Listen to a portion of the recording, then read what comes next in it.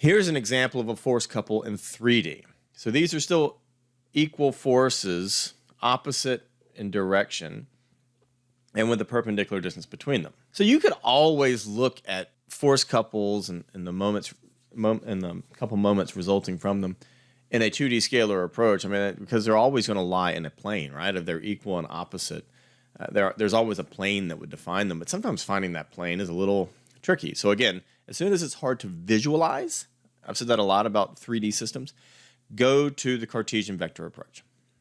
So here we have a force A that's at negative 200I minus 300J plus 30K.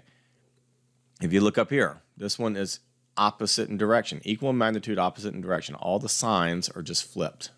That has to be the case for it to be a force couple. So let's find the couple moment that results from these two equal and opposite forces.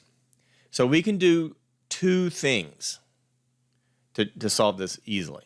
We can say, well, let's start at B here and draw a position vector to D. And then we would do RBD cross FA, because that's where the position vector ended, was at FA. So that's this option here.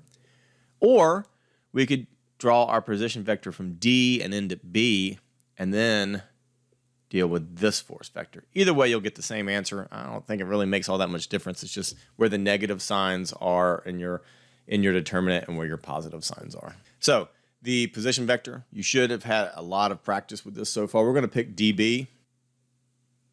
And there's my force vector here, 200 plus 300 minus 30. So I just build my determinant the same way that I have in the past. I do all the math, and here's my couple moment resulting from these forces. And it's minus 3900I plus 2780J plus 1800K, and all that's in inch-pounds. Okay, and if I wanted to find the magnitude of that moment, because that's what you would have gotten from a scalar point of view, I can just, again, do the square root of the sum of the squares here.